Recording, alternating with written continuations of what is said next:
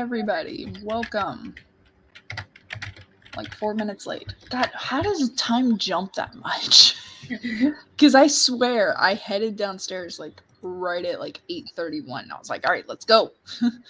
And immediately sat down, immediately said everything. And then I was like, No, when you're not looking at the clock, I believe the rule is that time just skips ahead.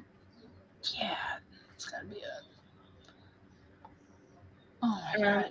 Sidebar, do you have my story for today? Because I can't find it. I think I do. Hold on. Let me go check.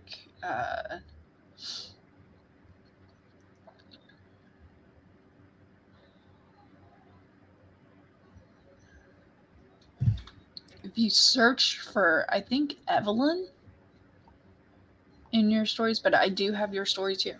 Okay. Oh my god. I arm itches for some reason. Okay. Stop yawning. Wake up, Natalie. Come on. But yes, I do have yours. So. Yeah, I can't find it anywhere. I don't know what I was doing.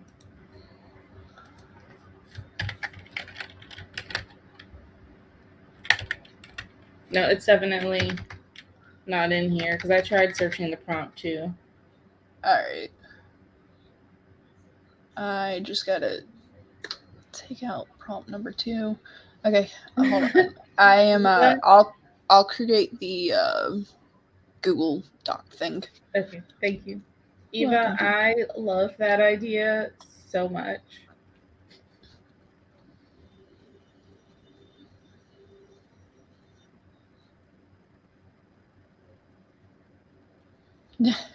Oh, I use the same characters. I write very very similar stories as far as like the same things happen to characters. The how will be different, but the gist of it will be the same. I try to change character names, but it's like when it comes to naming characters, all of a sudden, like my mind just disappears. Now, when it comes to something in depth, I do like where I'm doing like a lot of symbolism. I do recognize like character names, so I tried to look up what is it called explanations for, or like name meanings, not explanations for characters. Like there was one where I was trying to convey everyone's like spirits and not real, so I used name meanings that meant like ghost or spirit or wind or something like that. Mm-hmm. I forget. Oh, you said I think they're more unique than you really. Oh well, also so sidebar. I am a historical fiction writer. I do spend a significant amount of time reading obituaries and census data because I'm fun like that.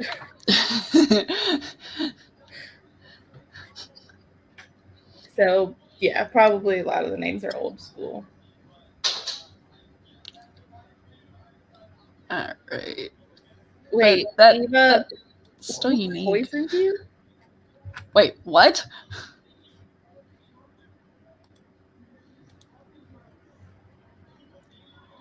Hold on, I'm going back in time. Oh god. All right, this is edit number 9. Oh no. Oh no. Eva. You're gonna have to pull me into the conversation since I don't see anything. Yeah, I was scrolling back earlier. Eva was really, really sick. She was like getting up to go to bed, and then all of a sudden, like, was in the hallway, like getting sick, and it was apparently food poisoning. It was like 20 minutes, but still, yeah, do not recommend 0 stars. I forget who I was talking to. Oh no, I was talking to my. Oh, I guess she's my friend, but I was about to say my daughter's friend's mom, but she's my friend too. But she's she was bringing her daughter over to hang out or whatever, and we started talking on the phone, and I ended up she was telling me how she was sick. She's like, "I'm sorry if it's TMI." I was like, "I got 3 nurses in my family. There's, like, no bodily function that is TMI for me." And so I actually ended up asking questions. I was like, "Is it both ends?" And everything. And I was like, "Yeah, that kinda sounds like food poisoning or something where your body's just trying to get rid of everything." And so I ended up telling her about the brat diet: bananas, rice, applesauce, and toast, without butter, by the way, unfortunately. And I ended up giving her 2 bananas and some applesauce. I was like, "Here you go, get better." When she dropped her daughter off, she was like, "I'm still in pajamas." I was like, "Me too, no worries." Well, come get Eva. Come get your prince. Yeah, he'll take care of you. He's been yodeling all morning. We're having a nice little game of up down.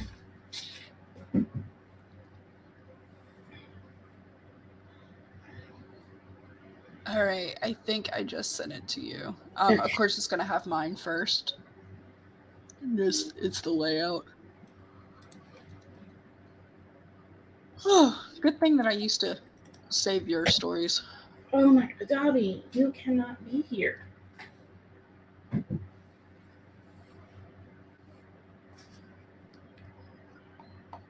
I need a tissue. There we go. This will just leave it here, but I will save a copy it to my.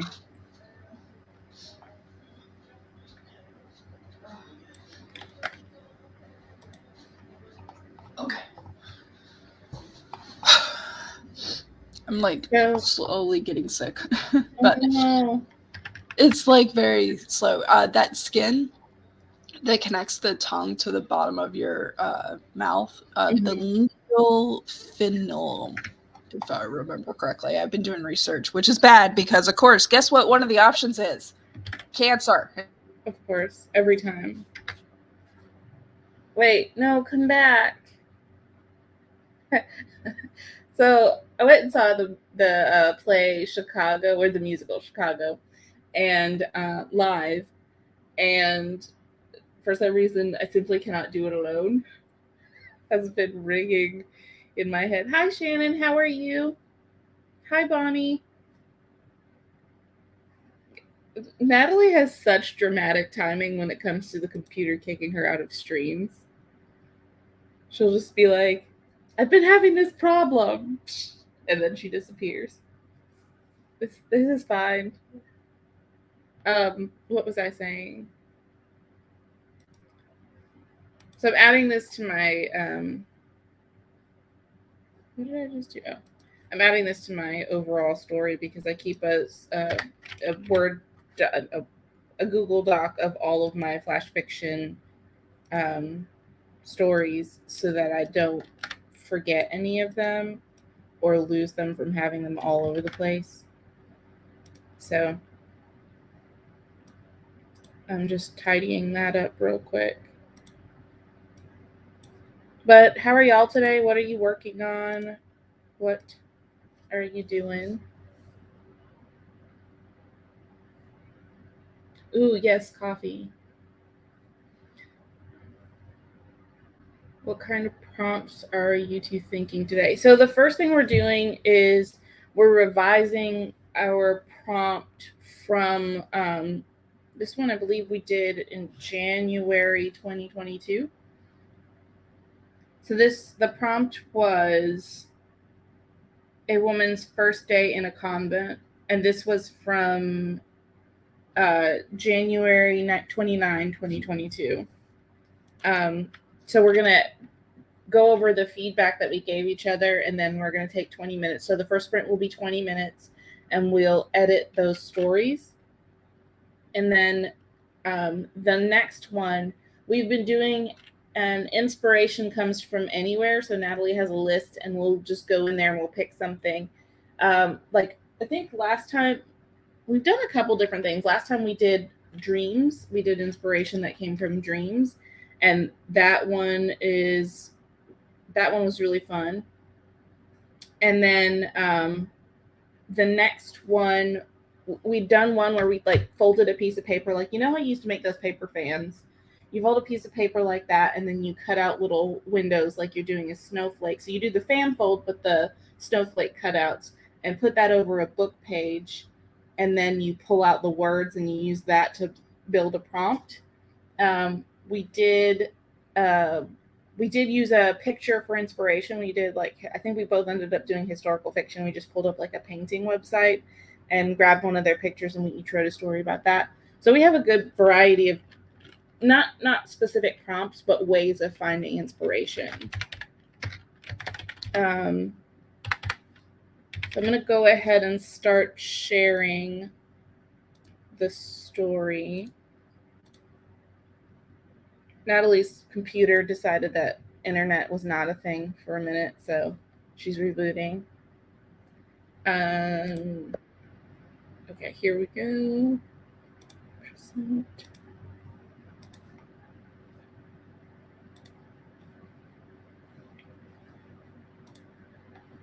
Okay, so this was Natalie's story here, and we both wrote stories. Obviously, Woman's First Day at a Convent, so they're both about convents, but slightly different.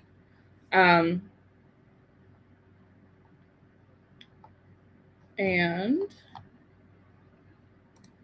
yes, check it.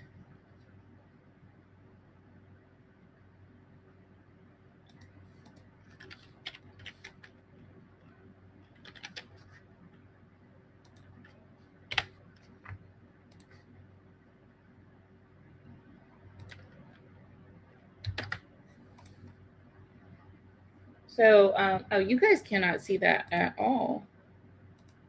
Good job, Chandra.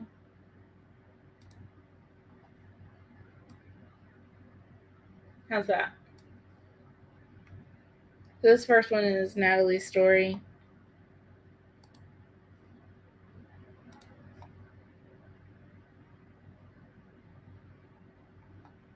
Let me just read through it really quick. Usually we read through it after we finish the edit, but since Natalie's not here for us to just kind of bounce it back and forth, I'll just share it with you. I entered through the courtyard. Some of the nuns were gardening. Others were walking while turning the pages to what I assume to be the Bible. Are any other books allowed here? You only become a nun if you're zealous for following God or whatever religion you follow. It'll be years before I'm considered a nun, but right now, that is what I want to do. For the past 3 years, I've emailed Mother Superior on the matters. I practically ran here the moment I was told we could end my discernment period and start aspirancy. Mother Superior is standing by a statue of the Blessed Mary with a basket of pomegranates. I didn't know we grew them around here. Mother Superior, I'm grateful for the opportunity to finally meet in person. I'm Emily, I said as I approached her. I never saw a picture of her, but a winged coronet hat helped me recognize her. Welcome, dear, to the Eternal Light Convent. I see you made it in one piece, she said with a gentle smile. I licked my lips. Nasty habit. While I think what else I could say. I shift my suitcase to my other hand. Oh dear, let's get you to your quarters. That way you can unpack, wash up, and change in time to attend evening mass. Mother Superior turned on her heel, sending me in a run to keep up with her. She is faster than she looks. We arrived to my room and single bed, bedside table, dresser, and one chair. As someone with 5 sisters and 3 brothers, I'm happy to have my own room. I put on my pure white... What is this one? Pure white habit? Or this one here. Oh. Coil?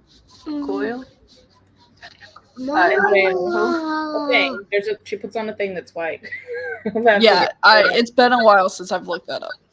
Let's do it now. Define. Cloth. Ah, surprisingly simple. A woman's close-fitting cap, now only worn under a veil by nuns. Her black habit and white starched cloth. Okay, that makes sense. And veil to signify my beginner status and walk to join the others in the church. In I pull out my personal Bible, ready to read scriptures, but the room is empty. Did I miss the time? The grandfather clock sits in the corner, says it is 1 minute until 6. Right as it rings, I hear singing. Lines of nuns walk in singing. I listen closer, trying to remember the hymn.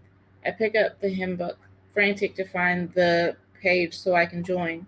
That's when I hear it, and I realize I like this place. I lay the hymn book back in its cubby and join in. The hills are alive with the sound of music. I sing along to the main song from one of my favorite films. This is very wholesome. That's the exact thing you said before. Well, especially since I just finished watching the the critique of mine. I Yeah. was like, oh yeah, we Yeah. The main things that we talked about here was slice of life, and that you liked that she's faster than she looks. It was like a mental image of like this meek old Nana and everything. Then all of a sudden you're like, oh god. And you did the arm movement too last time. Oh, by the way, can I say I am loving watching our old videos because Spencer, it's like year ago Spencer, and I'm just like, oh.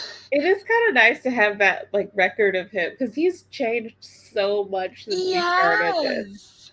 It's crazy. Because now, like before it was, Mom, I want to sing you that. Mom, let me come on, like climb onto your back and stuff. And now he was just like, Mom, I want your phone. I was like, fine, here. So funny.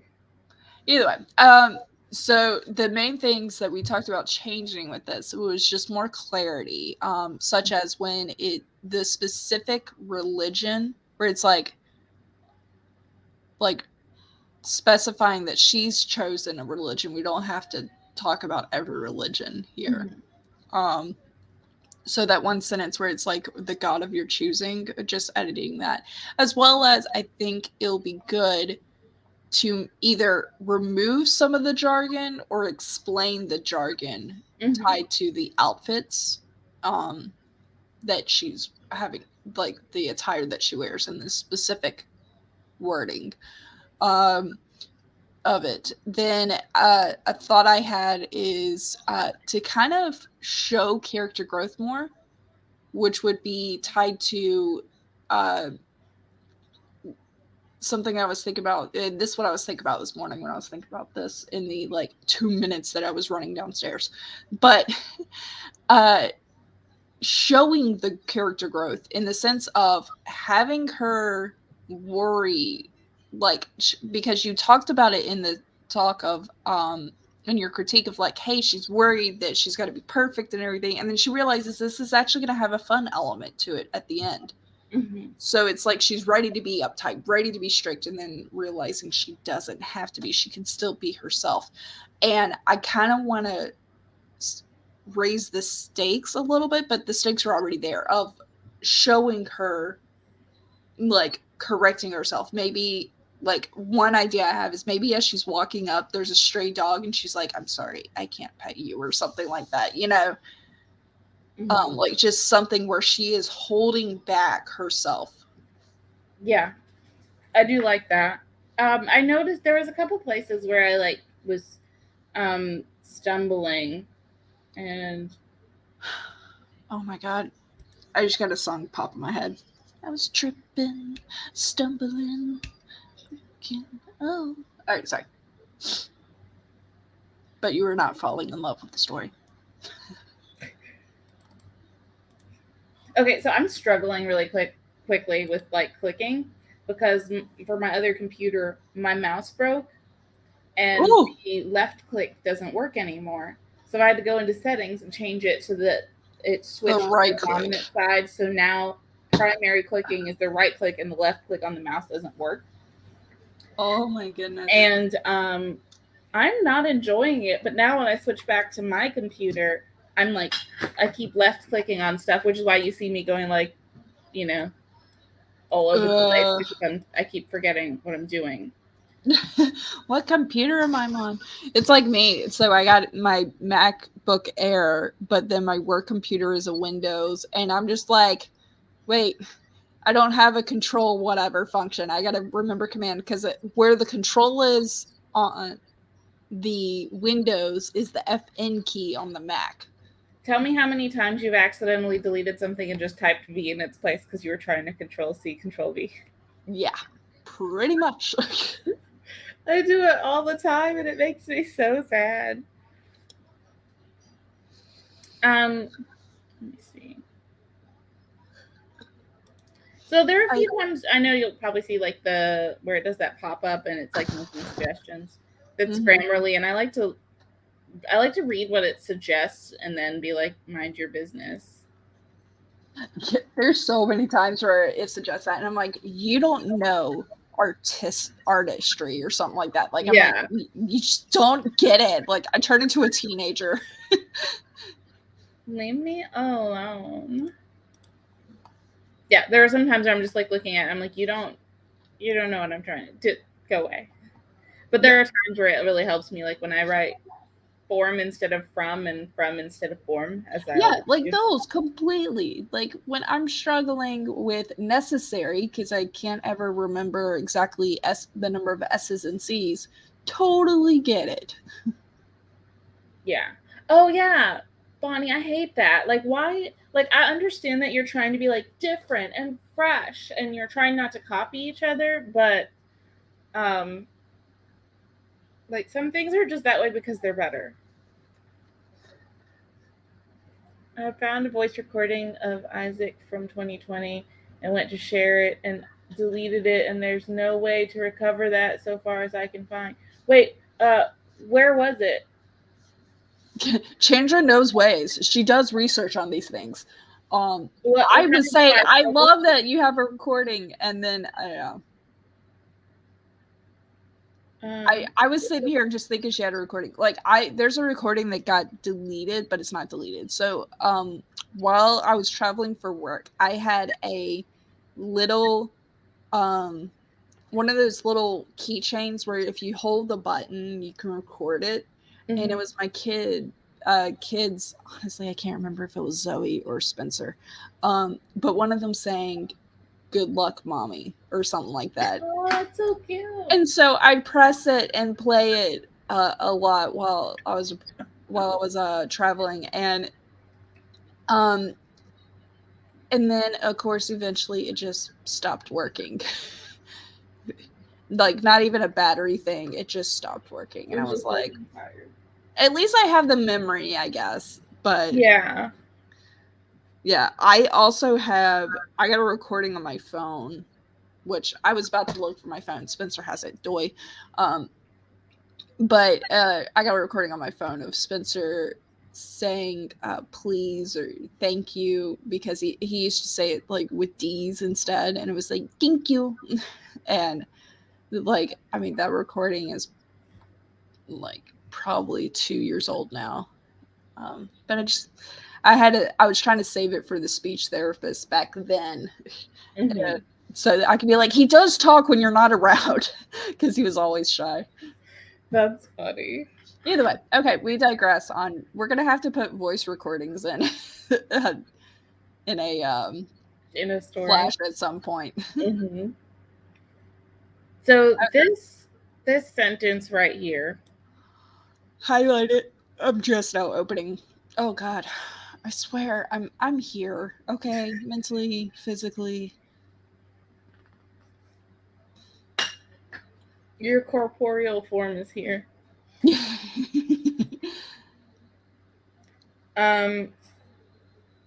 So I kind of feel like here would be a really good opportunity for some world building. Yeah. Because we know she's faster than she looks. Maybe we follow her and we're trying to keep up. And we just kind of see her, like, you know, moving like she's halfway down the hall before I even pick up my bags. or something like that. Yeah, because I have imagery in my head, which I think would be good to explain. It's like this, where the rooms are pointed towards a courtyard, and oh god, I'm about to describe Harry Potter in a way, but either way, um, where on the left side is the lines of doors, and it's all stone, like cobblestone floors or whatever, and the stone. And I'm about to sneeze. Really, this is really bad timing. Come on, do it or not. Okay, we're not. All right, and the but on the right side is kind of like a pony wall with stone archways looking out. So it's like kind of like a motel where your rooms are not in an indoor hallway, it's an outdoor hallway, but at the same time it's, a beautiful convent that's been around for hundreds and hundreds of years. So but Yeah. that's the imagery I got in my head, so I think I should convey that. And I think that way it's a little less like teleporting. Like how far is it to her room kind of? Oh, thank you, Eva, for the for their boring description, which actually I was thinking, like, as I'm describing the convent, I'm like, it's gonna be boring. Like, uh amp it up. All the things listed are normal. Either we don't need named or it can be described in ways like besides existing. Yeah. And I think so then leading into that, then we get to her room. Um Maybe she assumes by the room, like, um she, like, even more so has to be like proper and like in check. mhm. So I'm let me do a note. Thank you, dear. Why is this happening to me? I'm sorry. I'm going to start calling this the clickgate of 2023. Where did my cursor go? Okay. Oh my god, I just remembered because I muted myself to blow my nose. Oh, by the way, the thing that I have, that skin that connects the tongue to the bottom of the mouth is swollen for me and very tender. Like, I can't even stick my tongue out. Talking is a little sore. Um, I can't tell if my tongue is a little bit swollen too or something. It's been days, so it's not like an allergic reaction or anything. But apparently, I got to do some research, but I'm pretty sure my medicine is like a beta blocker, Mm-hmm. which can um, create salivary stones or whatever, Oh like on yeah. your gland. Mm-hmm. That's my assumption. That's like the most likely safe answer, since research on your own symptoms usually results in like a cancer diagnosis. Well, I mean, if it's really painful when you swallow, it could be strep. Yeah, it's not painful when I swallow, and I do have tenderness on this side, like right Mm-hmm. inside the jaw. This side's fine, but I got a little tenderness here, and I just started like in the past 2 or 3 days with the nose blockage. It could also be allergies. Could be. I've never had the swollen thing before, and it sucks when I'm brushing my teeth. I'm trying to stick my tongue out to brush it. I can't really. Yeah. I had when I first moved to the south. I never really had allergies until I moved to where I am now, and it's just kind of like sits down, and all the dust and pollen just seems to accumulate here. Mm-hmm. Um, Like black cars turn into yellow cars real quick. yeah, yeah, and so I started getting really sick all the time. Couldn't figure out what it was, and one of my coworkers was like, "Oh, sweetie, you have allergies." I was like, "I've literally never had allergies in my life," and she was like, "Well, you do now." I was like, I'm sorry, what? So yeah, I kept getting strep back to back to back until I started taking allergy medicine.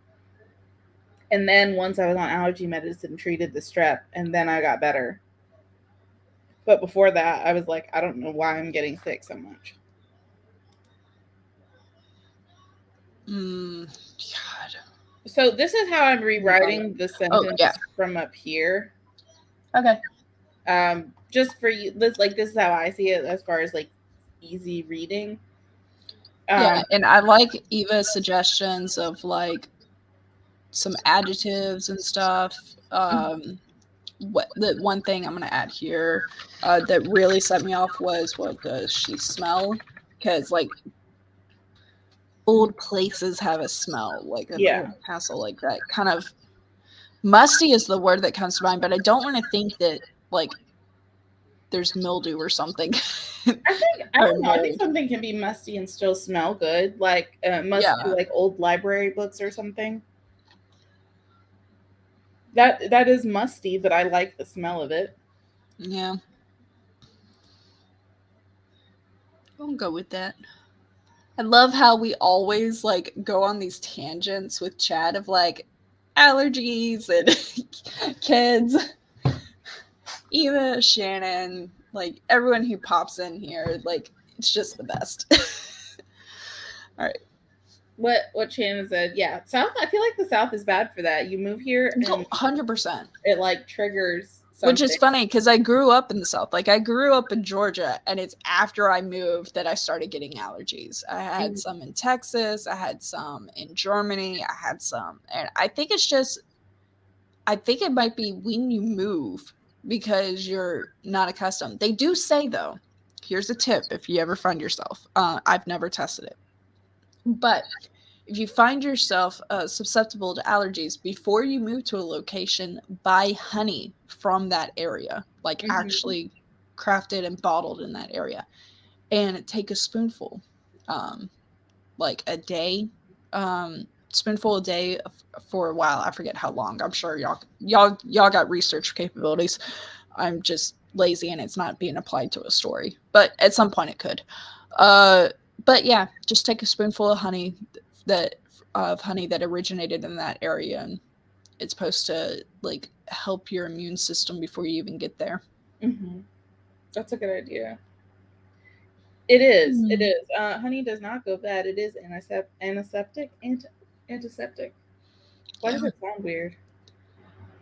And it's antimicrobial, so unless you get like water in it, it'll be fine. Oh God, I hate yawning. Yawning also makes my tongue really sore. Like, because I will try really hard not to yawn. Yeah. No, I'm in a like a group meeting yesterday, like where there's a speaker and stuff, and it was our leadership speaking to us, and like the CEO or whatever you want to call it, and I'm yawning, but like my lips are pursed together because I'm trying not to hurt my tongue more, and I'm like, and it's just that like weird face yawn.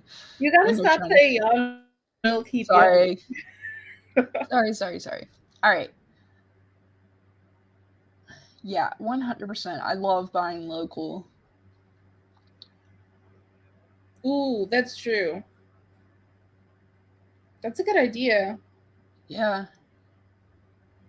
I've watched so many beekeeper videos, them like trying to find the queen, and then they move them to a hive and like have a little ramp of all the bees so they can go to the new hive.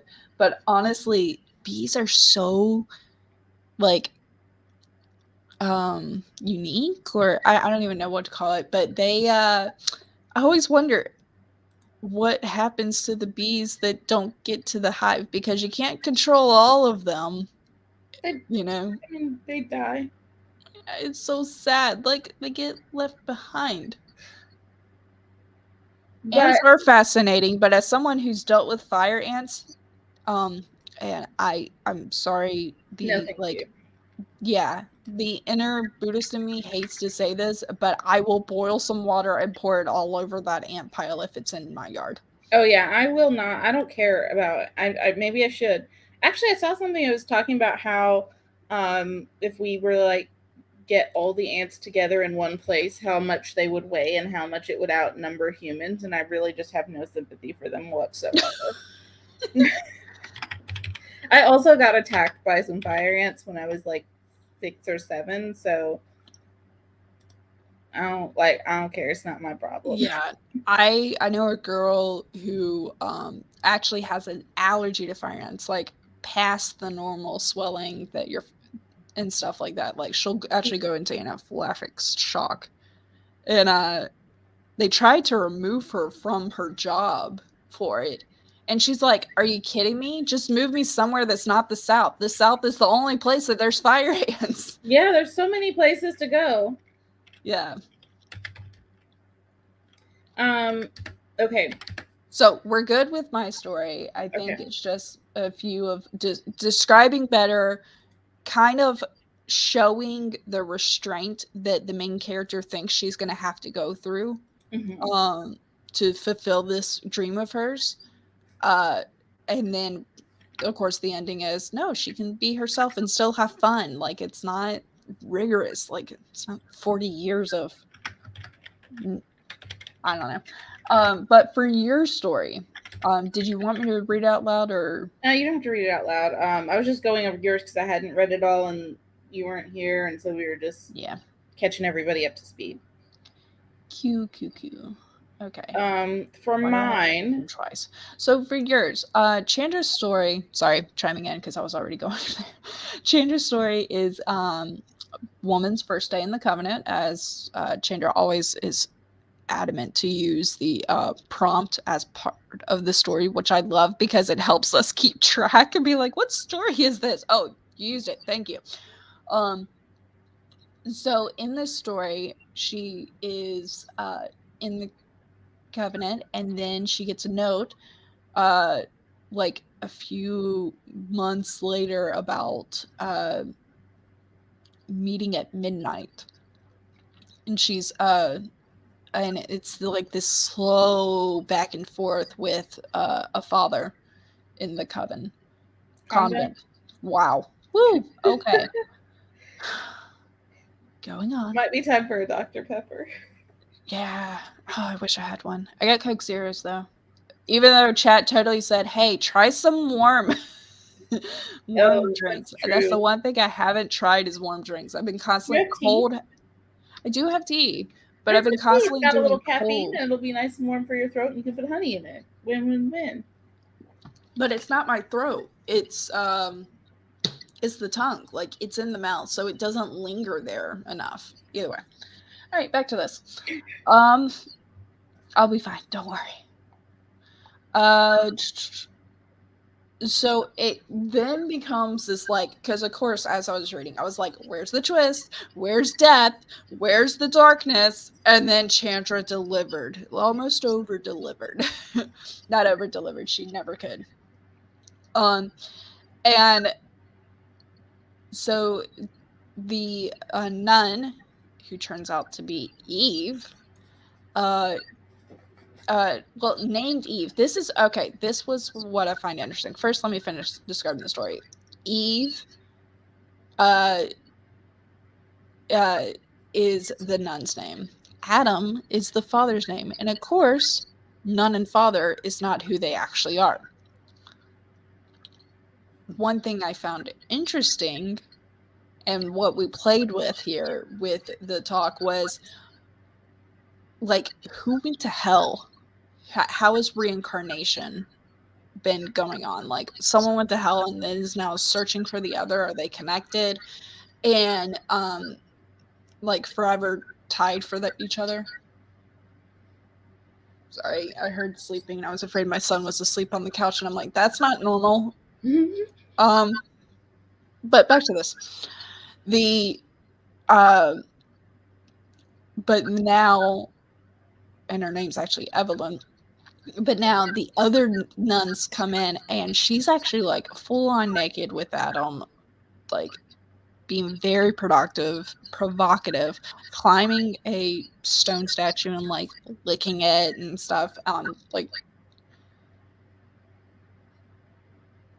and then it turns out Evelyn is not her name, and it's not Eve at all. It is actually she is the snake from the garden. Mhm. But Adam is Adam. That was one thing we discussed. Um, I feel like what we could do, something I had a thought on, is if we're having this switcheroo, why does the snake say it's have Evelyn if it's not Eve at all? Like, why does Adam Mm. acknowledge? Yeah, so I was thinking about that, and I kind of want to change it up a little bit, and Okay, you got some um, ideas. I'd like her to stay Evelyn, and she's just a random like she's just a person, she's just a girl, Mm-hmm. um, but Well, the she's snake, not.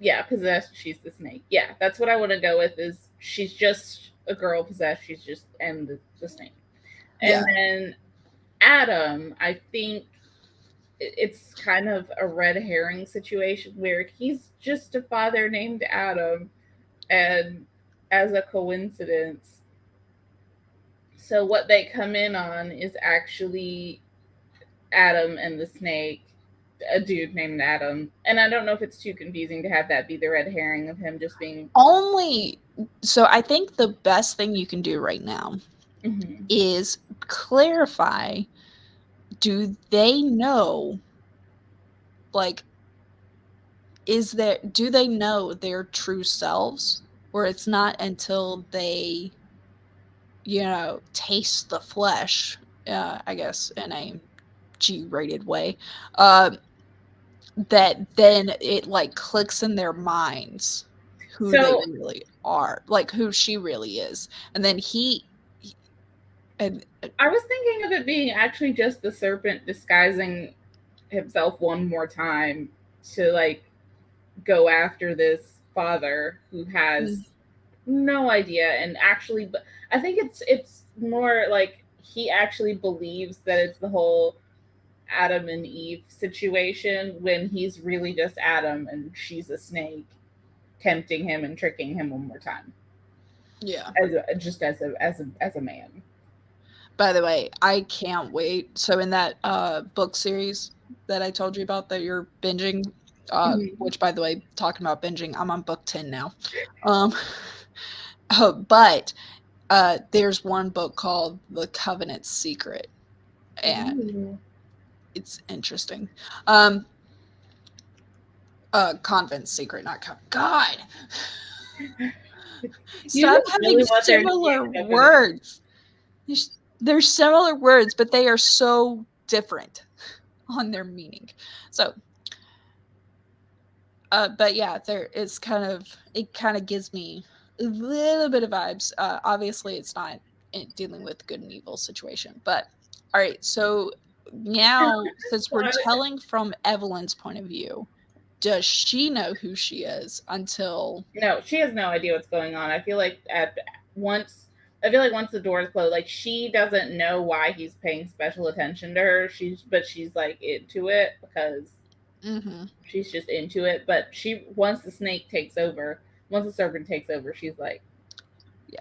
So then Evelyn who? in my mind, I'm having a question of, was the snake always inside of her and just finally like showed itself, or um was um Ooh. or I haven't or answered that or question, and I think I'm yeah, or was she was possessed yeah, somehow?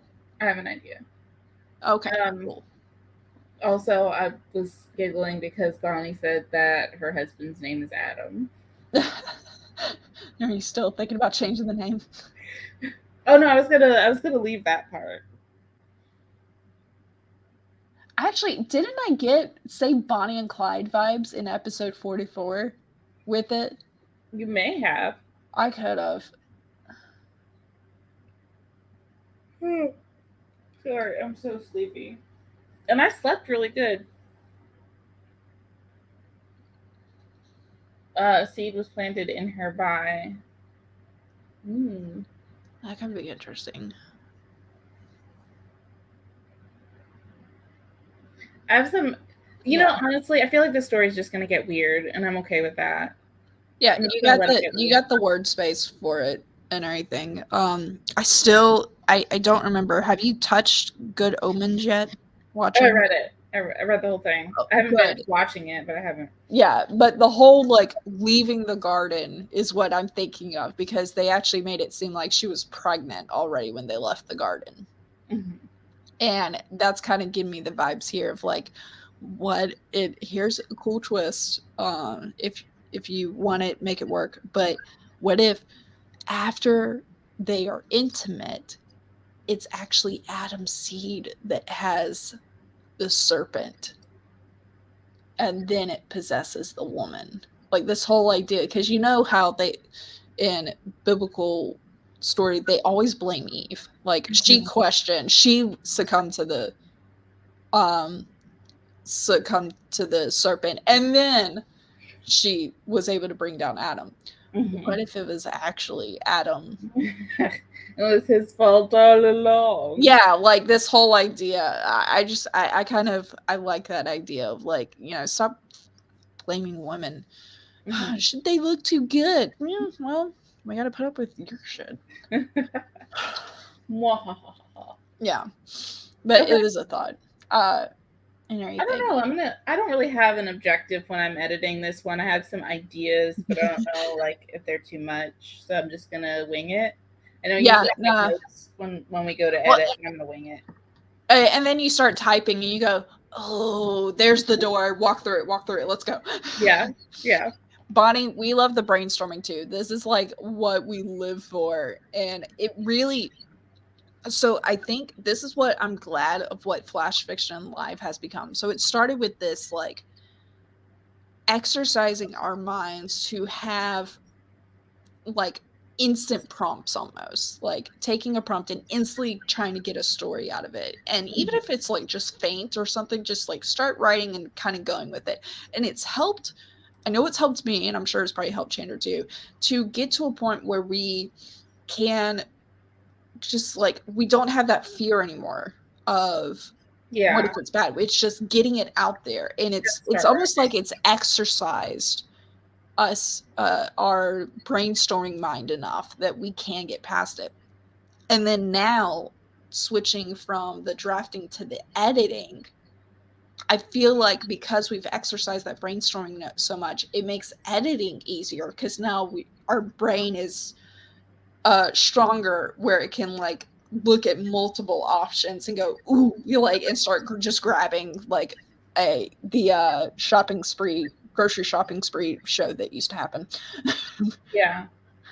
Yeah. So I feel like I'm truly believe brainstorming is a muscle and you must exercise it. It's gonna suck and you're gonna get some like for example, my slice of life story I wasn't super happy with, but now I have ideas of how to make it a little bit still slice of life, but raise the stakes a little bit Yeah. and show character growth. Because to me that's a story, is when there's something that changes from the beginning. I think that's good. I like that. Either way, it's a thought I've had. Okay, I know. We gotta start. I'll hush. No, we're actually good on time. It Yeah. doesn't feel like we usually are done with the first sprint by now. Probably, yeah. So We'll have to make it snappy. It'll be fine. It's fine. okay, we got Okay, this. here we go. 3, 2, and 1.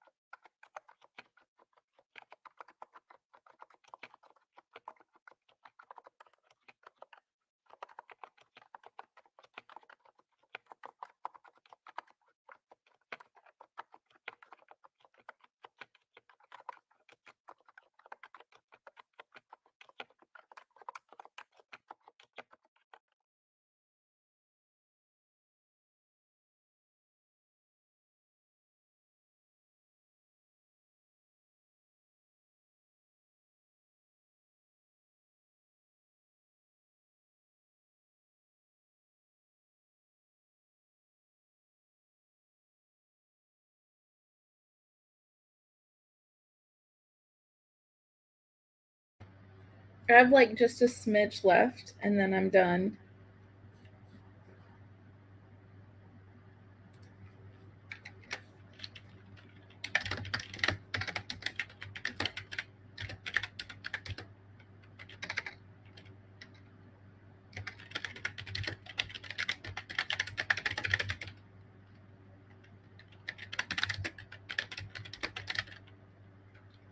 Oh, Shannon, enjoy your massage. Oh, I'm envious. I need to schedule one of those. Mm-hmm. Especially with the move expecting to come. I'm gonna be surprised if Alex and I are married after this. Moves are all supposed to be stressful though, and you're supposed to cut down on the amount of stuff you have too, which I have. We just have it just moved to the garage. It hasn't actually left the house yet.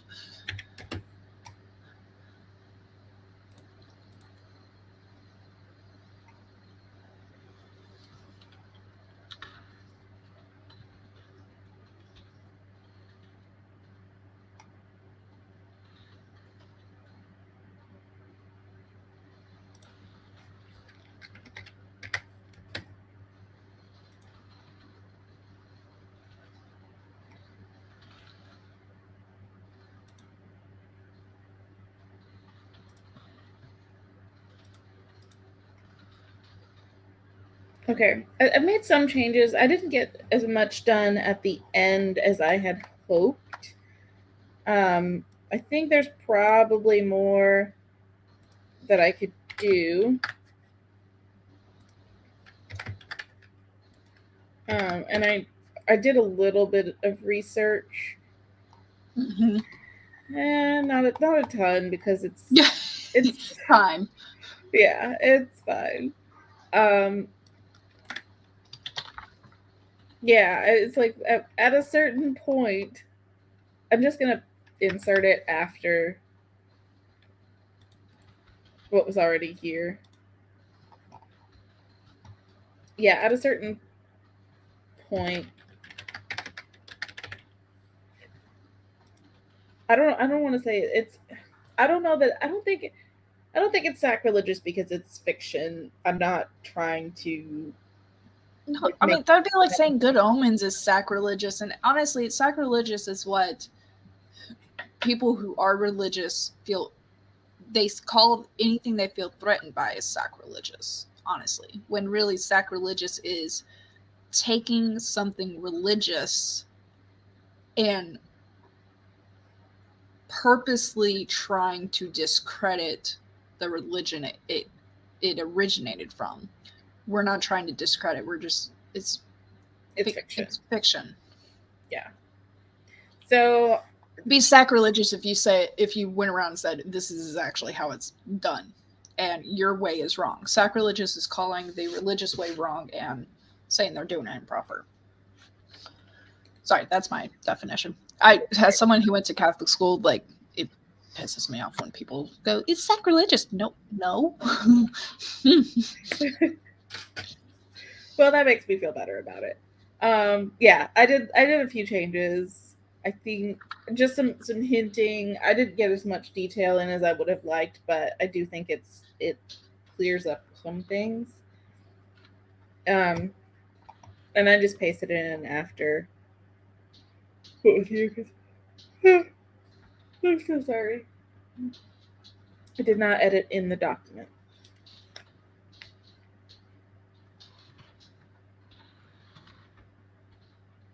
All right.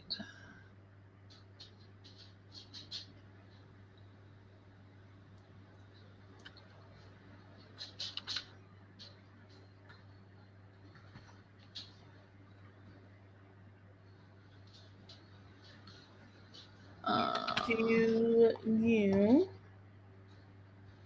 want to Okay. do this off the same document that you already shared? Yeah.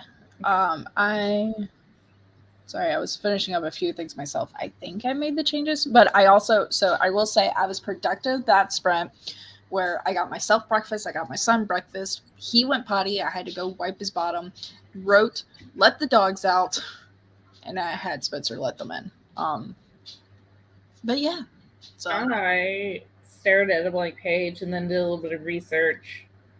Really, when I just went through the whole thing of, I feel like the brainstorming is helping us. It's keeping us from just having that freeze moment. And Oh then you're no, it like, I did help, but I mean, I was just thinking about what advice to like incorporate in everything. which one first? Yeah. So, oh, let me read yours. Is it in here? It's almost will be shortly, possibly. Okay. Okay. Here we go. I entered through the courtyard. Some of the nuns were gardening, others walking while turning pages of their Bible. Are any other books allowed here? You only become a nun if your devoted devoutness calls you to it. Not that there aren't devout worshippers outside the convent or priesthood. It'll be years before I'm considered a nun, but that is what I want to do. For the past 3 years, I've emailed Mother Superior on the matter. I practically ran here the moment I was told I could enter my discernment period and start my training, known as aspirancy. Mother Superior is standing by the statue of the Blessed Mary with a basket of pomegranates. I didn't know we grew them around here. I streamed my skirt I steamed my skirt and blouse. My loafers I bought second hand. I've foregone and I've, for, I've foregone social media and television in preparation for this privilege. Mother Superior, I'm grateful for the opportunity to finally meet in person. I'm Emily, I said as I approached. I never saw a picture of her, but the winged coronet hat helped me recognize her. Welcome, dear, to the Eternal Light Convent. I see you made it in one piece, she said with a gentle smile. I lick my lips, nasty habit. While I think what else I could say, I shift my suitcase to my other hand. Oh dear, let me get you to your quarters. That way you can unpack, wash up, and change in time to attend Mass, evening Mass. Mother Superior turned on her heels, sending me in a run to keep up with her. She is faster than she looks. Mother Superior gestured to the rooms that lined 3 sides of the courtyard as the living quarters. The convent had been around for over 300 years. The once cobbled stone is smooth from use, but the walls still hold their plumbness. We arrived to my humble room with only a single bed of white linen beside bedside table with 2 drawers with a handhold that had been cut in the front instead of a knob, and a matching dresser that doubled as a desk, with a single wooden chair where the seat was indented. The mustiness calmed me, and the room validated my preparations in coming here. As someone with 5 sisters and 3 brothers, I'm happy to have my own room. I put I put on my pure white coif and veil to signify my beginner status, and walked to join the others in the church. I pull out my personal Bible, ready to read scriptures, but the room is empty. Did I miss the time? The grandfather clock sits in the corner and says it's 1 minute until 6. Right as it rings, I hear singing. Lines of nuns walking in singing. I listen closer, trying to remember the hymn. I pick up the hymn book, frantic to find the page so I can join in. That's when I hear it and realize I like this place. I lay the hymn book back in its cubby and join in. The hills are alive with the sound of music. I sing along to the main song from one of my favorite films.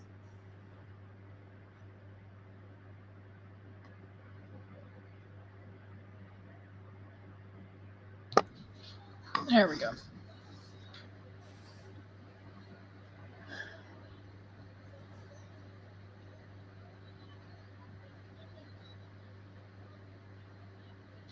Are you there? Mm-hmm. Okay. So we had improvements at least, and Yeah. No, the only thing that jumped out at me, where was it? Singing. I hear singing. Lines of nuns walk in singing. oh yeah, Um, So right as it rings, I hear singing lines. Maybe Would that be too reflective? If it's right as it rings, I hear singing. Lines of nuns walk in, the source of the song. I think that's good. Yeah.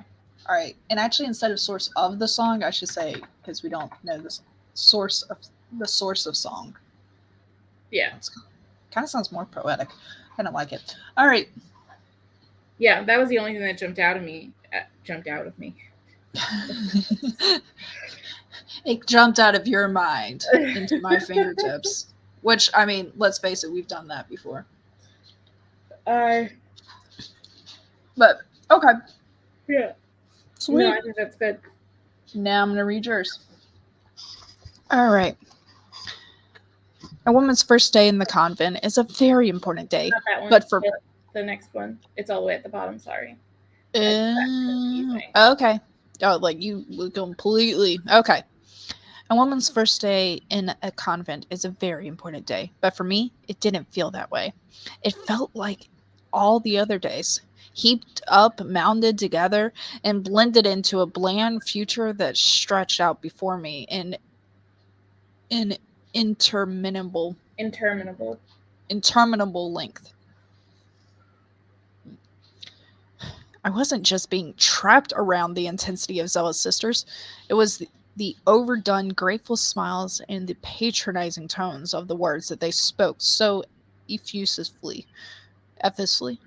You said it right the first time. Effusively. Ugh. Getting tongue-tied. Right. My parents had wanted me to come here. They'd always said I was the bad seed. By 23, with no prospects of marriage, they had determined that I was a waste of space. They sent me away.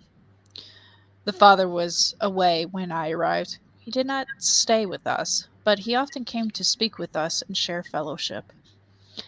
I'd been there several weeks when he returned. No one said he would be there. I simply walked in the chapel and he was there, praying silently. I knelt and prayed too. And the next day, and the day after that, and the week, and a week, month, 3 months. I was worried that it would be commented upon, but when I went to pray, no one seemed to mind. At last, he spoke to me. You are faithful to attend your prayers each day, he said. Yes, Father, I said. You are a true child of God. I recognize that in you. Thank you, Father, I said. He didn't speak to me for a week after that, but he was there in the opposite pew of his prayers, and when he did speak, it was only a weak good evening. My heart ached. I knew, ugh, I knew it was all he was going to say, but I followed the drift of his gaze as he turned to walk away and saw the folded page where he had been sitting. I took it. Tonight, midnight. That's all it said. It was my first glimpse of hope. I'd seen. It was my first glimpse of hope I'd seen since I started at the Covenant.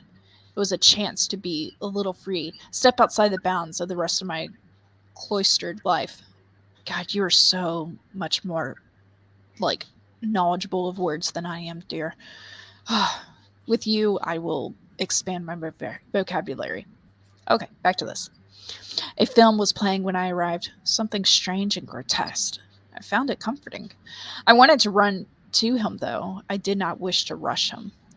And almost before the thought was completed, I was going to him, propelled forward. There was a bit of fear in his eyes, almost like he was surprised by his actions as well. There was a small bed of pillows on the floor in the center of the aisle beneath the marble statue.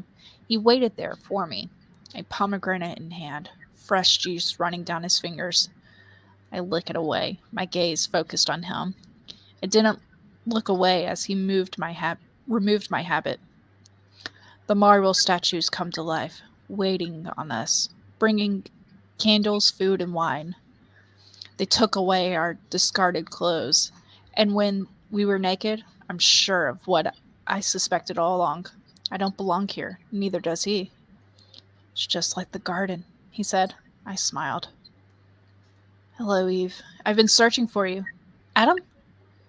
I asked because I'm not sure. I realize that my life has been building to this. The chapel doors open. Mother Superior and at the head and the rest of the nuns, many of them have never seen a naked man. In their minds, I'm sure they've seen cloven feet and forked horns. I know who he believes he is, and that is all that matters. Evelyn! Mother Superior is running down the aisle toward me. I leap away, winding my body around the marble statue, looking down at the scene. I let my tongue flick against the cold stone, taste the fear in the air. Adam below me, laughing, laughing, laughing. I laughed too, because my baring my nakedness for all of them to see. I lick the statue just to be obscene. A general gasp goes up from the observers. They think I'm crazy. Evelyn! The Reverend Mother shouts. Come down at once! That is not my name, I say as I slither from the statue's arms. Then I shed my skin and let her see my true form. Nice. So the one thing I have is that we talk about her age. Mm-hmm. Now I kind of want to know the father's age. Mm. A little bit. And unfortunately, we're never going to get this just because of the POV. But I kind of wish we knew that he's not being creepy. And I think the only way to convey that is if he, like, avoids her. Like, it seems like he's going to do something at one point. But then, like maybe he was going to, like, pat her shoulder or something. And he, like, pulls his hand back before he does it or something. Like, kind of like he's fighting his own devils. Mm-hmm. Of so that's a good idea. I think it'd be fun to write it again from his perspective. It would be like a 50 Shades of Grey type thing. I think that would be funny. I might do that, and I think it would clear up a lot of things because I do have a lot more like ideas about how this could go. So. Yeah, and the only other thing I would want is when where she's talking about like my life has built to this. I wanted more. Mm-hmm.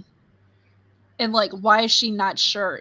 Not sure of his name. Not sure of what to do or something. Like, it's like that's one thing I wanted to imply that where after that where she says, "I know who he thinks he is." That he thinks they're Adam and Eve, and she knows they're not. But also at a certain point in time, she does like she's already like becoming the serpent. So yeah, it needs some more. It needs some more work and some more. Yeah, but I have. It almost makes me want. What if Adam and Eve are not their actual names, like their literal names, but they like. It's the only story they kind of know, and this is how they role play, you know? Oh, that's interesting. I mean, it's either that or like, I don't know.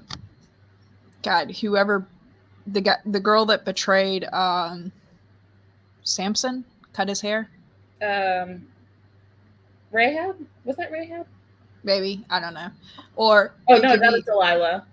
Delilah. Okay, and then there's Ruth, who stood up to the king or whoever. Like, I mean, they like where their idea of role play is like, let's take like a Bible story.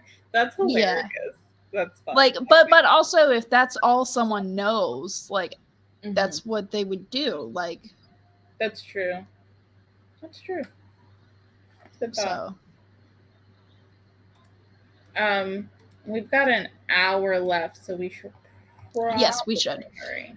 So, let me jump over to our prompts everywhere.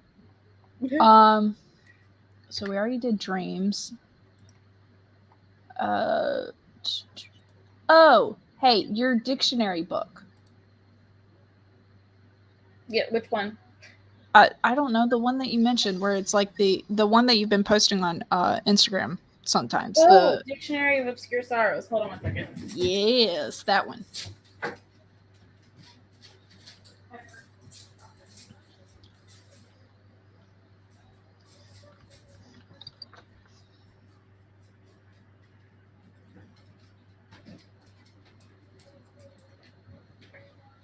As soon as I got up, Piper started spazzing out. Okay, what shall we do? Okay. Do you want to like pick a page number or? I was thinking like a random flipping thing. Or does Dobby ever swat when you're flipping through pages? Oh no, I don't let him do that because I don't want him to Damn it. break my books. Yeah, Um, touche. what if you like roll a dice to get like 2-digit number? Like roll it twice so you would get a number. I don't have dice. Flip a coin. Um, I do have coins. I think. No, not near me. a random. Okay, hold on. Wait. I got the serial number right next to me on my computer. I'm going to get the last 2 digits. Oh, I like this plan. Ah, shoot. All right, the 2 numbers, because there's letters in here. The only 2 numbers in here are 6, 3. Okay, page 63. Oh. Alasia. The fear that you're no longer able to change. Oh.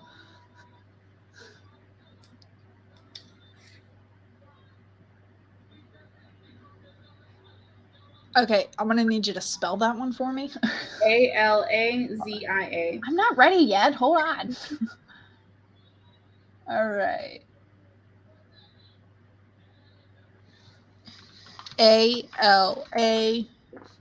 ZIA. And it comes from the Greek word alazo, to change, plus dysplasia, abnormal development of tissue. Okay. There's also, this one has a like a short, not story, but it's like very poetic kind of reading that goes with it. Yeah, read it. Let's go for it. I don't know if they'll give us a copyright claim. Oh. Well, we'll do this. This is an excerpt for well, it's actually a dictionary, right? So it's a definition, part of the definition of the word. Yeah, they do examples for the definition. Yeah. Okay, yeah. So this is what the example. When you were born, you could have been anybody, so quick and malleable. Your parents could look at your face and see a future president. Then they tried to mold you as you grew, but they could only work with what they had. And when the tools stopped working, they gradually handed them off to you, asking, "What do you want to be when you grow up?" There's a certain art to becoming who you are. There's no standard kit you can use to assemble yourself, swapping out parts as needed. Instead, it feels more like a kind of stretching, a teasing out at the edges, like a glass blower standing at the furnace. A teenage personality is a delicate medium, its emotions too heavy to handle. You had to figure out a way to keep yourself together, tease out the good parts without falling out of balance and stretching yourself too thin. You couldn't stop everything to try and fix your flaws, but you couldn't just ignore them either. Luckily, you were nothing if not flexible, softened by the heat of youth, which kept you warm in the dingy couch or at night in the wilderness. You knew that you weren't just you were also the person you would one day become. So even when you failed, you could still be whatever you wanted to be as long as you kept moving. Inevitably, you got hit and you got hurt. Your pride You prided yourself in how well you absorbed the blows, bouncing back as if nothing had happened. But the pain changed you in little chips and cracks that might take you years to notice. Over time, you learned how to position yourself in very specific ways, protecting the most vulnerable parts of your psyche, even as you knew they were still a crucial part of the real you. Gradually, you became more and more reluctant to move from that position, growing a little harder, a little more brittle. And now here you are, Sometimes you find yourself wondering if you can change, even if you wanted to, if you still have enough fire in the belly to surprise yourself, or if you're already set in your ways, too tough and cynical to stretch without shattering. Maybe you spent so long wondering who you were going to be one day, you forgot that that question actually has an answer and that one day would soon arrive. Maybe it's too late for you to change who you are, or maybe you're just entering a new phase, undergoing a change so profound that even your understanding of change is becoming unrecognizable. Maybe now it is the time to stress test your own assumptions about yourself, stripping away all the flourishes and ornaments that you don't really need, honing yourself down to the core of who you are. And even if it's true that you're no longer flexible enough to be anybody, you might be getting strong enough to finally be yourself. It's so beautiful, like uplifting and everything. It's the So, most but beautiful dictionary I've ever read. yeah. So, okay, Alasia is the fear you're unable to change. I'm surprised it doesn't have a phobia like ending, but Oh yeah, that would make sense too. for it to be a fear, but the fear you're unable to change. Yeah, the fear that you're no longer able to change. That you're okay. Hold on, I want to quote that exactly. The fear that you're no longer able to change. Mhm. And if you want to put this in the description excerpt or definition from the Dictionary of Obscure Sorrows, um, in the description of the video later, just so that you know. Yeah, I might need you to send that to me because I'm not going to remember that full title. Yeah, I'll send it to you so you can add it to the Yeah, description. and maybe throw in the when it was published, the copyright Yeah, publishing date with it too. So yeah, I'll do that. we've covered all of our bases. Yeah, I think so. Yeah. Okay. Okay. Timer. We just need a timer. Mm-hmm. I'm gonna have to think of this. So this is gonna be one of those where it's like, I think I'm gonna let the word inspire me, Mm-hmm. but I'm not gonna use the word That's fair. because I can't see how I could put Alasia in just common interaction. Yeah. Oh, well, wait. Not without us. We're not Okay. right. All right. We will begin in 3, 2, and 1.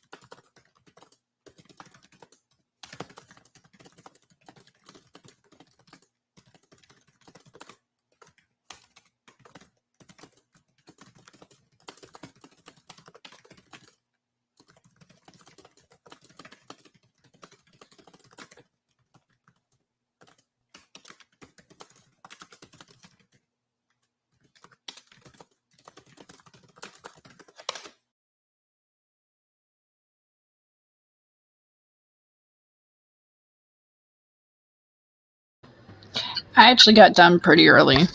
But I think it's one of those where I'm going to need to add more detail. But I was just like, I want the meat there first.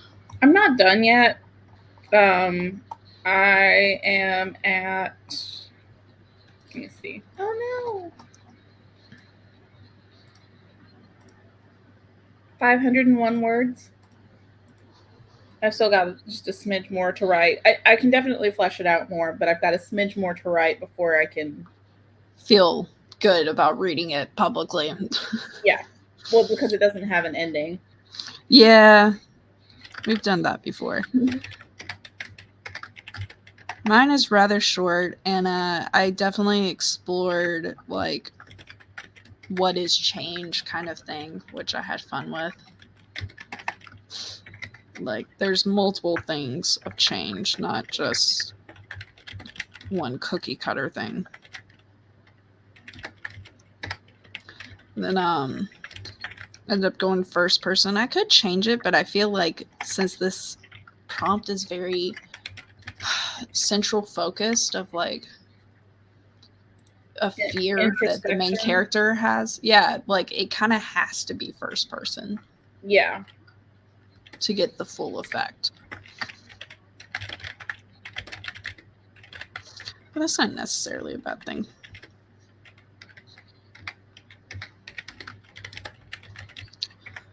So I ended up filling my time otherwise with playing games on my phone, which is fine. It's me time. I thought about listening to my story or the like audiobooks that I have, but I was like, let's not get tied in to something. And you're like, sorry, I have to go. We're cutting today short. Yeah.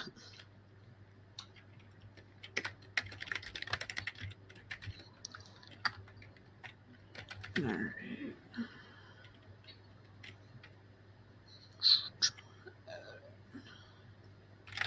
Well, shoot. What can I do?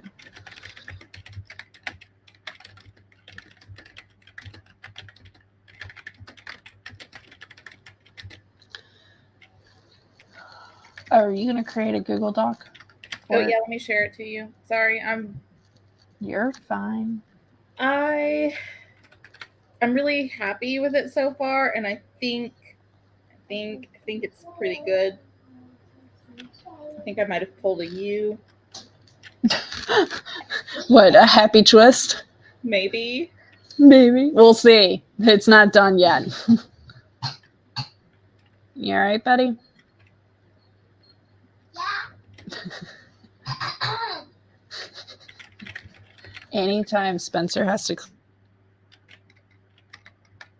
No. Uh-oh. Y'all. Yuns. I can't read my own story. I have like just a smidge left, and it'll be like, it'll be perfect. Also, I'll just warn you, probably when Natalie gets back in here, it's gonna be like real snappy because I have to go. I have to be done here by like 10:55 ish, 10:57, pushing it. Let me see. I'm just texting Natalie real quick.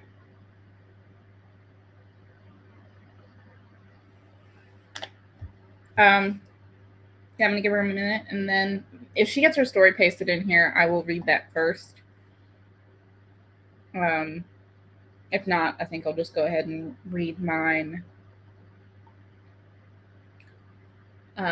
till she gets back.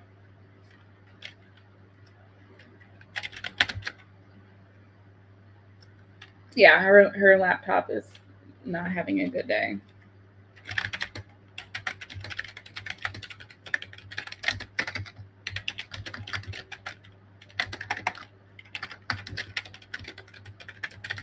The document is saved, and we are working on getting back up and running.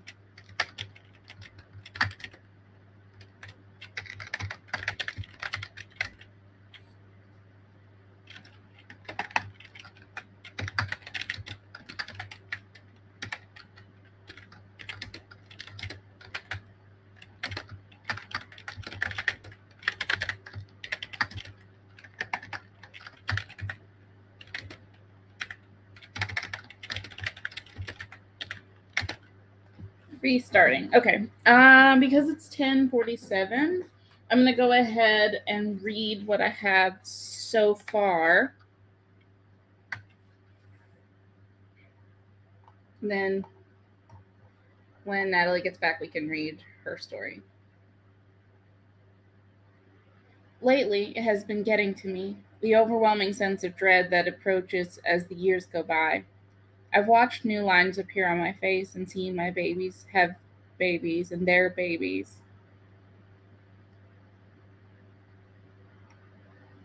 I've stopped saying I'm getting old. I am old. For some time now, I've had this sense that the world has moved on without me, and maybe the world doesn't need me anymore. My routine is the same. The food I eat is the same. I'm the same. My children, grandchildren, and great grandchildren have their own lives, their own friends. Oh, I should be sharing this, shouldn't I? Hold on, let me share it. Share. Um,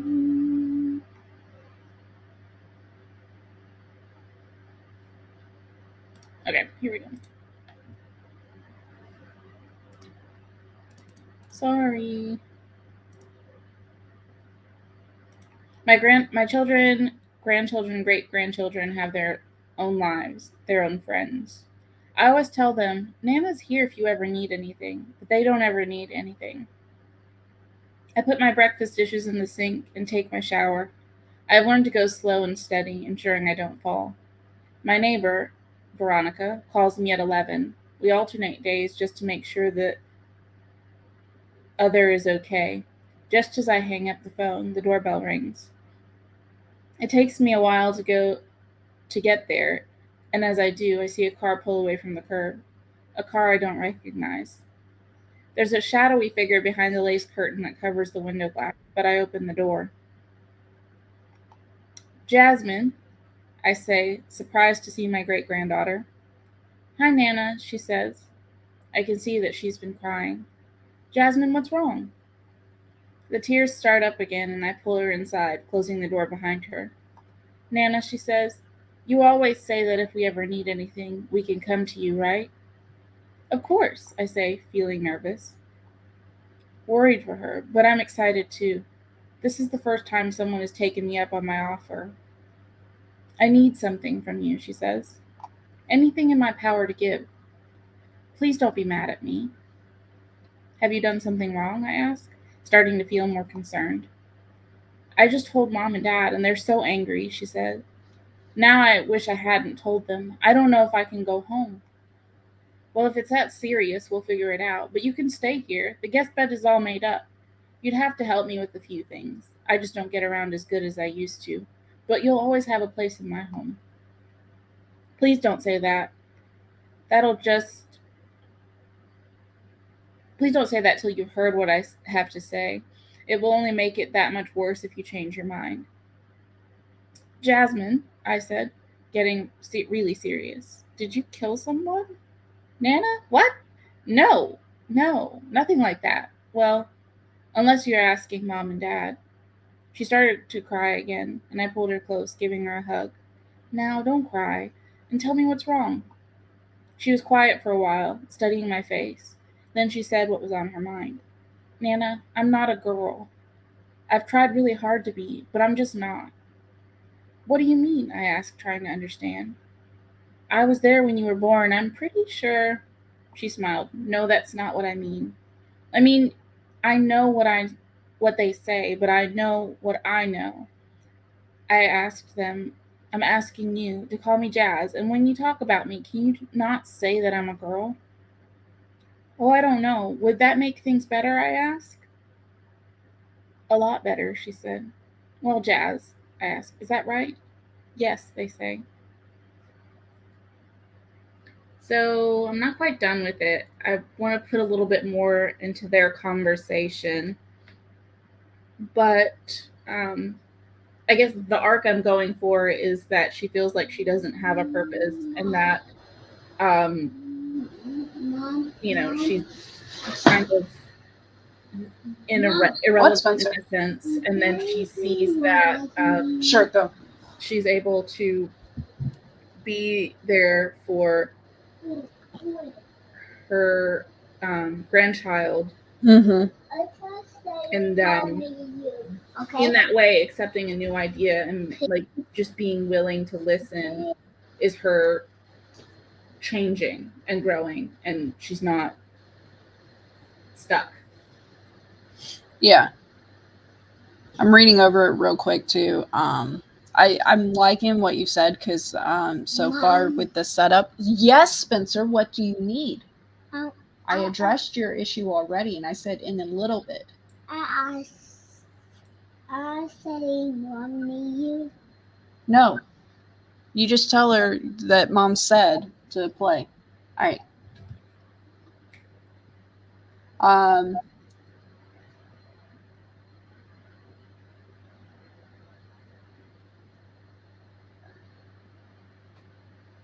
Um.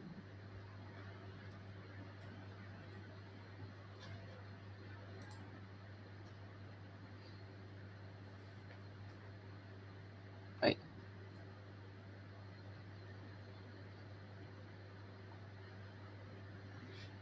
Did she kill her parents? No, but I think Nana maybe thought that for a minute. Yeah. But no, I love this because like from remembering my own grandparents, they had friends that they called on a regular basis. Hell, even my mother like calls people and I'm like, you're married to dad, but whatever. Like the dad's alive too. They're not that old. But I do like this sense, and it was a thought that crossed my mind of like what would make someone feel like they're not needed anymore. I will help you in a little bit, buddy. Let me finish. Not much longer. Okay. But I 100% like love it, and it's just we need more. Yeah, like you said. But I feel like the development up to this point is very clear. And my other first thought is that Jasmine is pregnant.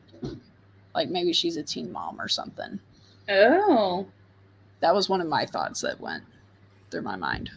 that's an interesting one, but no. Yeah. So Cool. okay. Okay, I've got 6 minutes, so let me. I can read mine real quick. Since you got to read yours. All right. Okay. It's been 5 years since my last competition. It's been 4 years and 2 months since the last time I lifted something heavier than a glass of water. It's been 3 years and 8 months since I got out of the hospital. My life has changed drastically. Friends tried to stay in touch, but when you're no longer changing with them, they drift away. One accident to cease the momentum I had. Now I'll never drive, shower by myself, move between rooms on my own, in my own house, unassisted. Like Stephen Hawking, my body will never change back to what it was. But like Stephen Hawking, that doesn't mean my mind has to stop growing and exploring. So the article you're about to read spans across 20 years of bodybuilding experience and how the movement of paralyzed limbs increases serotonin as if it was a workout. Yes, as much as I am expanding my mind, my body needs the help of my physical therapist, my co-author, Dr. Mitch Belker, and my wife, Sarah, who never changed, even when I did 4 years ago. Oh, I love that. What, Spencer? I said enough. Give me 2 minutes. Give me 2 minutes, buddy. God, he's excessive today. I'm going to watch this video and be like, oh, I missed that. But right now, no. I like the story. I like the timekeeping. And I like the fact that change in some senses is good and necessary, but in others, like the stasis is a good thing. Yeah. Like, I'm actually kind of really glad that I thought of Stephen Hawking because, like, his life changed, but at the same time, his mind never stopped changing. Like, Yeah. and like change as in growth versus and stuff. I found it interesting. That's where my mind went. Both of our stories went to growth. Yes. Purpose and stuff. So, and I don't even know if like paralyzed limbs moving, by the way, increases serotonin. I was just Oh, throwing. I believed you. I was like, oh, she did research. I am not a medical professional, and I've never read that anywhere. But I do know when it comes to paralyzed people, like regaining control, like moving the limbs is necessary. I do know that. I just don't know if it releases serotonin. So I don't know. I'm here for it. Yeah, but anyway, oh my thank you everybody for coming. Sorry, I was just looking at my cat, and even though he's annoying me so much right now, his face is adorable, and I cannot stand it. I'm literally unwell. Oh. All right. Thank you everybody for coming. I'll click end broadcast. We do have to go so Chandra can make her, job on time. So bye everybody. Next week on Chandra's channel. Yes. Bye.